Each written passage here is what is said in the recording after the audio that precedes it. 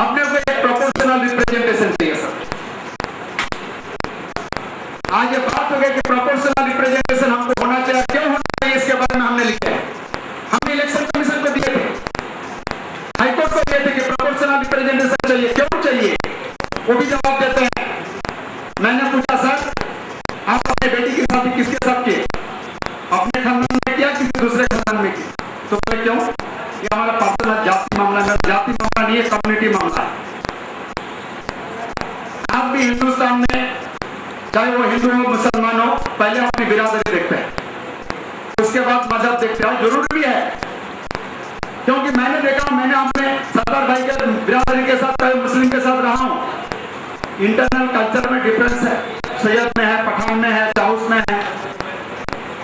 आज इनको पूछ के देखिए, खास प्रायोरिटी इनके खानदान वालों से होता है, सेकेंड प्रायोरिटी थोड़ा अच्छे एजुकेटेड के साथ होते हैं, रैंडम प्रायोरिटी बोले तो सेफ को चुनते हो लोग, जहां पर पैसे नहीं, मजबूरी का नाम महात्मा गांधी, नहीं तो नहीं चुनते।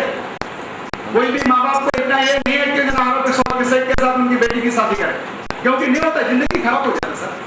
हमारे हिंदुओं की तो बात ही अलग है, राजपूत से, रेड्डी से, राव से, नायडू से, ये तो कॉमन है। अगर मैं गलत बोलूं तो आप पूछ सकते हैं, कायो रेड्डी को पूछ सकते हैं कि भाई उन्होंने अपनी रिश्ता किसके साथ करते हैं। हमारे राजपूत से पूछ सकते हैं कि वो लोग अपनी रिश्ता किसके साथ करते हैं। तो कम्युनिटी बहुत पावरफुल है। हमारे को कम्युनिटी का मतलब यह है सर कि हमारे हिंदुस्तान में इस बार 6,748 कम्युनिटी है रिकॉर्ड के हिसाब से। तो हम चाहते हैं कि इंडिया लेवल पे 533 सीट्स है, तो कम से कम उसको डिवाइड कीजिए, टोटल वोटर को सीट से डिवाइड कीजिए, और जो भी कम्युनिटी को उससे 25% कम या ज्यादा है उसको एक सीट दीजिए, और जिसको डबल है उसको 2 दीजिए, ट्रिपल है तो 3 दीजिए, और जो एक को किसी को भी नहीं है ऐसे 2 छोटे कम्युनिटी के मिला के एक सीट दीजिए। तो इससे डेवलपमेंट होता सर। एक बात ध्यान रखिए सर, आपके साले हो, जीजाजी हो को कंट्रोल करना बहुत आसान है, क्योंकि आप डायरेक्ट नहीं करें तो भी बहन को लगा के कर सकते हैं, अपने भाई को लगा के कर सकते हैं, लेकिन हम तीसरा आदमी को कंट्रोल कैसे करेंगे। हमारी बात अगर उन्होंने नहीं सुना, क्या करेंगे, कुछ भी नहीं कर सकते सर। यही वजह है कि हमारे एमएलए हमारे हाथ से छूट चुके हैं, कंट्रोल नहीं है। तो प्रोपोर्शनल रिप्रेजेंटेशन के बाद उनको कंट्रोल लाना पड़ेगी, कोई भी बिना मर्जी के काम नहीं कर सकते। हमारे पास लॉ ऑलरेडी है, आर्टिकल 29 है सर, फंडामेंटल राइट है, जिसको चेंज करने के लिए 2/3 मेजोरिटी की जरूरत है। 2/3 मेजोरिटी अभी तक वो कोई चीज नहीं कर सके, आगे भी नहीं कर सकेंगे। तो जब हमारे को फंडामेंटल राइट है 29A, 29(1) सबसेक्शन 1, और उसमें बाकायदे कम्युनिटी का जिक्र किया गया। यहाँ कम्युनिटी का मतलब रिलीजियस कम्युनिटी नहीं है, कल्चरल कम्युनिटी है, अपनी कास्ट कम्युनिटी है, तो अपने को उसका, और उसके अलावा आर्टिकल 15(1) है सर, आर्टिकल 15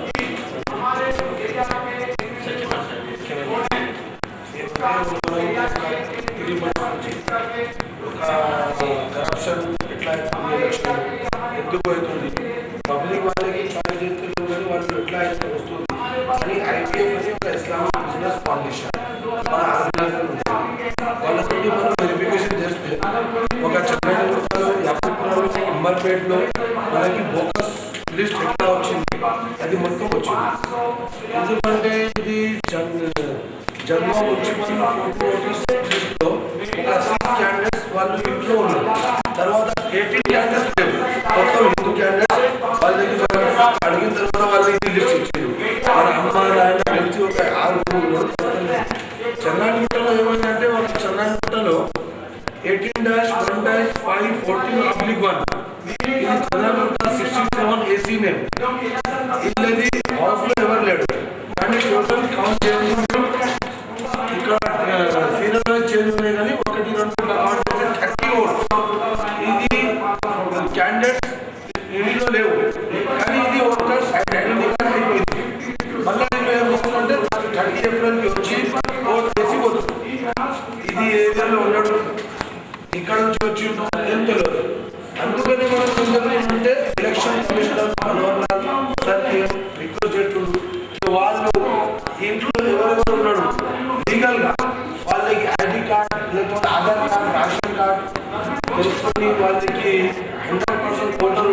ఒక కమిటీ పెట్టుకోండి, వాళ్ళ ఇంటికి పంపి మీ ఇంట్లో ఇంత క్యాండిడేట్ ఉండవు, అదే ఉండేది. తర్వాత ఎక్స్ట్రా ఉంటే అది డిలీట్ చేయాలి.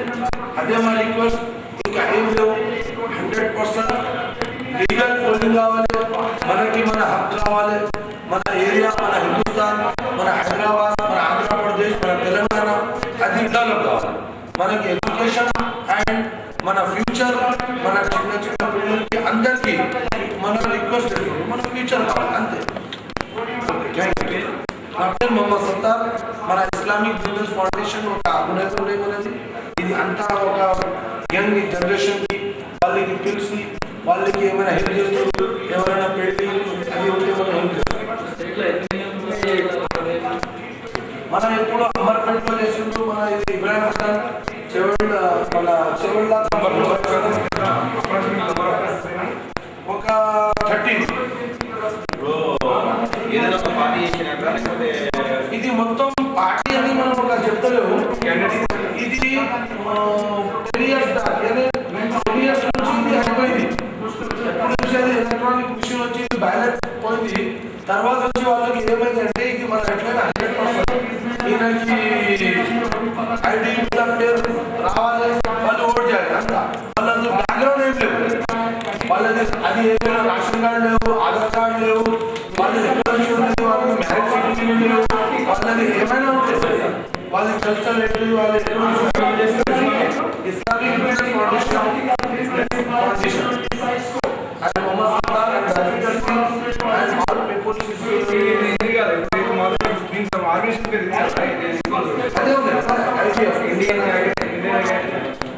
ఇస్లామిక్ బిజినెస్ అదే ఉంది. ఇది మనం చేస్తున్నాం. ఇద్దరు కలిసి ఇండియా ఫైట్ అగేన్స్ట్ పోలింగ్ 2014 చేస్తున్నాం. ఇండియా బిజినెస్ అదే కదా, Islamic business program petrol area wise मतलब चंद्रमुखा या अंबरपेट सिकंदराबाद मुर्शिदाबाद ఏమేం అక్కడ మొత్తం వాళ్ళకి డోర్ టు డోర్ పెట్టి మీ ఏరియాలో మీ ఇంట్లో ఎంత క్యాండిడేట్ ఉన్నారు, ఎంతమంది ఏం లేవు, వాళ్ళు చెప్పిండు ఇంట్లో 6 అమ్మ నాయన అందరు కలిసి 6 లేవు. తర్వాత ఎవరైనా ఎక్స్ట్రా వెళ్ళలేదు, అది హౌస్ మీద అది ఎలక్షన్ www.com అది మన అది కొడితే ఎట్లయినా 100% ఇంటి క్యాండిడేట్ ఉండే అది వస్తుంది. తర్వాత ఎక్స్ట్రా క్యాండిడేట్ అంటే ఫోకస్, అదే మన ఒక ఫోకస్ చేయాలి.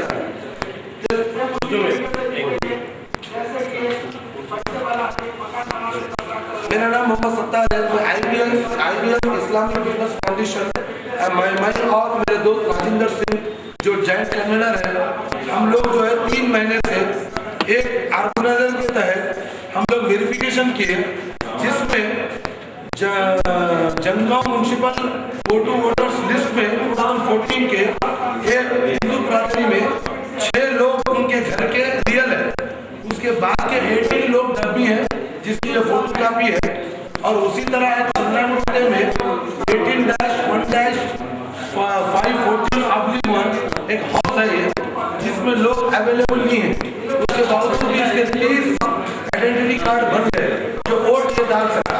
तो हमारी ये इलेक्शन कमिश्नर साहब से गुजारिश है, रिक्वेस्ट है कि आप डोर टू डोर एक ऐसी कमेटी तश्कील दे जिसमें डोर टू डोर जाकर एक घर में कितने लोग हैं, 6 लोग हो या 5 लोग हो या 8 लोग हो, उनको वो लोग के अलावा कोई और हो वोटर ID ज्यादा हो तो उसको डिलीट कर दे, उसको अरेस्ट कर दे, ताकि हमारे हिंदुस्तान की आबादी कितनी हो वो मालूम हो और हमारे हिंदुस्तान की तरक्की हो, और हम सही हमारी जमहूरियत का वोट उस शख्स को डालें जो हमारे एरिया को डेवलप कर सके।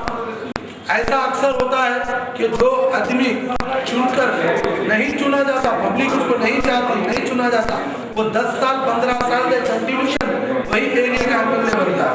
उससे हमको ये पता चला कि ये बोकसिंग के माफिया के बेस पे वो MLA बनता है। Public is your no choice, यदि और MLA कैंडिडेट को नहीं चॉइस करती, उसके बावजूद भी जो है वो MLA इलेक्ट होता है। तो हमारी रिक्वेस्ट है कि हम सही नुमाइंदे को चुनने के लिए हमको सही वोट चाहिए, हमारा वोट एक ही मर्तबा पड़े और सही आदमी को पड़े। Thank you. और बाद उनका एक इन्वॉल्वमेंट लिया ताकि हमको इस पे वेरिफिकेशन करने के लिए सीडीज चाहिए, हमको सीडी मिले लेकिन बहुत फोटो मिले, जिसके लिए हमको बहुत तकलीफ होती है। हमारे ऑर्गेनाइजर्स के जितने भी यंग जनरेशन है उनको आइडेंटिफाई करने के लिए बहुत मुश्किल हो रही है। हम रिक्वेस्ट करते हैं कि फिर एक मरतबा हमने एप्लीकेशन दी है, उसके बदले में हमको फोटो कापी के साथ ID चाहिए, CD चाहिए। Thank you.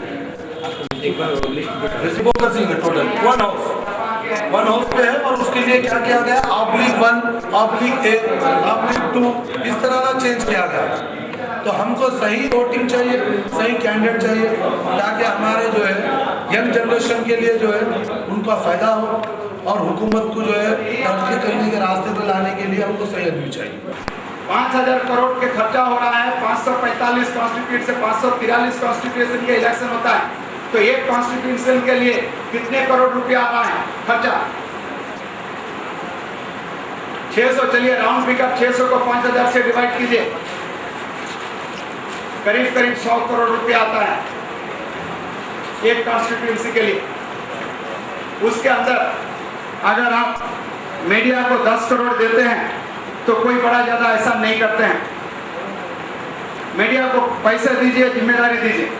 Phone number media को कहिए कि आपको पूरे करना नहीं, आप जनरली जो चाहे दीजिए, वो आपकी मर्जी, लेकिन ये कॉन्स्टिट्यूएंसी जो आपको दिया जा रहा है उसको total news day to day, hour to hour वहां के जनता को बताना है, 3 बार रिपीट करना है, क्योंकि इलेक्ट्रिसिटी जाती है सर, कभी किसी एरिया में रहता, कभी किसी में एरिया में नहीं रहता, तो 3 बार देने से एक बार जो है ना पब्लिक कैच कर लेंगे।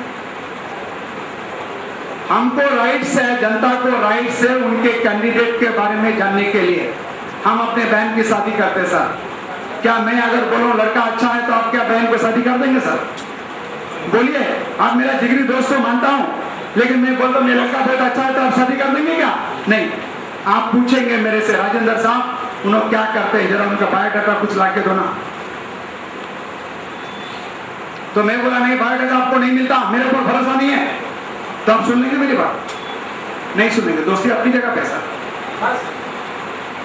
आपका एक होटल है, मैं एक आदमी को भेजाता हूं, बहुत अच्छा है, इसको जब पे रख लीजिए, तो मेरे बातों पे आप उसको काउंटर में बिठा देंगे? आप मिनिमम देखेंगे उनके क्वालिफिकेशन क्या है, इससे पहले कहां काम करे उन्होंने। ऐसा नहीं होता सर, हमको बायोडाटा चाहिए और ये हर हिंदुस्तानी का ये राइट्स है बायोडाटा जानने का। आर्टिकल 351 ये नोट कीजिए सर, आर्टिकल 351 ये आप कॉन्स्टिट्यूशन में देख सकते हैं, मेरे पास एक बुक रखा हुआ है, आर्टिकल 351 ये, उसके अंदर सब सेक्शन ए से लेके के तक है सर, डी और जे को दिखे, क्लियर लिखा हुआ है कि हर हिंदुस्तानी को आज से राइट्स दिया जाता है कि हिंदुस्तान के कॉन्स्टिट्यूशन का रक्षा करना।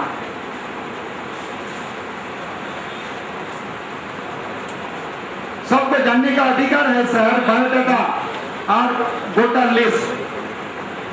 हम बोगस की बात नहीं, बोगस का छोड़ दीजिए, हम बोले आप मत मानिए, लेकिन इलेक्शन कमीशन को बोलिए ये वोटर लिस्ट पब्लिश करने के लिए पेपर में, इसमें गलत कुछ भी नहीं है। हमारे बहन का चेहरा स्कूल में होता है, जब उन्हें टॉप आते हैं तो उसको न्यूज़पेपर में छपती है, तो क्या बेइज्जती हो जाती है? हमारा नहीं होता। तो अगर वोटर आईडी अगर पेपर में आते थे, उसमें बेइज्जत होने की कोई बात नहीं है। और वैसे भी हम लोग मेजोरिटी के सुनते हैं, सबसे पहले तो बेइज्जत होने की बात ही नहीं है। हर खानदान में आजकल एक लड़की जॉब करती है, तो वहां पर फोटो नहीं लगता क्या?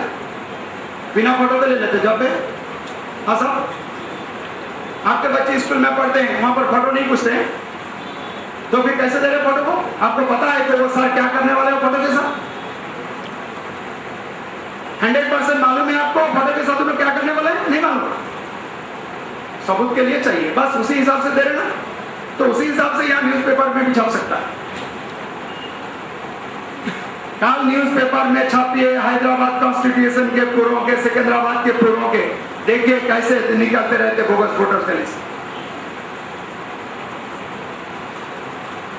सर कुछ कीजिए, जरूरी है, हमारे लिए नहीं है, हम छोटा सा ऑर्गेनाइजेशन, हम यहाँ हिंदू की तरफदारी करने के लिए, मुस्लिम के खिलाफ करने के लिए नहीं आए, ना तो हिंदू की तरफदारी या मुस्लिम की तरफदारी के लिए भी नहीं आए। हम चाहते हैं कि हिंदुस्तान एक यूनाइटेड हो। हम लोग यूनाइटेड है तो मजबूती है हमारा। हमको किसी से कोई नफरत नहीं है, लेकिन वो जो भी काम करेंगे ट्रांसपेरेंसी होगा। कोई भी हो, आप भी आ सकते हैं पार्लियामेंट इलेक्शन के लिए, लेकिन आपका ट्रांसपेरेंसी हम चाहते हैं। हम जानना चाहते हैं कि आप कौन है, आपकी क्वालिटी क्या है, आपकी काबिलियत क्या है, आप पहले क्या करते थे और आपका इरादा क्या है, आप यहाँ क्यों आना चाहते हैं। अगर आप ऑलरेडी एमपी है तो पब्लिक को यह अधिकार है जानने का कि पिछले 5 साल में आपने क्या किया है। एक रिकॉर्ड चाहिए सर, मुंह जबानी बातों से नहीं चलेगा। जो भी एमएलए सेकेंड टाइम या थर्ड टाइम इलेक्शन लड़ना चाहते हैं उनको हिसाब देना पड़ेगा। पार्टी के नाम पे नहीं है, उनके कॉन्स्टिट्यूंसी के नाम पे उस कॉन्स्टिट्यूशन ने उन्होंने क्या किया है। आजकल बहुत अच्छा वो बना लिया है, हमारे पार्टी ने वो किया, हमारे पार्टी ने। अरे तुम क्या करे, तुम भी तो एमएलए हो, तुम क्या करे वो पहले बोलो। तुम्हारे कॉन्स्टिट्यूशन के लिए तुम क्या करे हो वो जवाब दो पहले, तुम्हारे पार्टी बाद में। तुम्हारे पार्टी को हम वोट नहीं दिए, वोट हम तुमको दिए। अपनी जिम्मेदारी लो, वो कोई लेने को तैयार।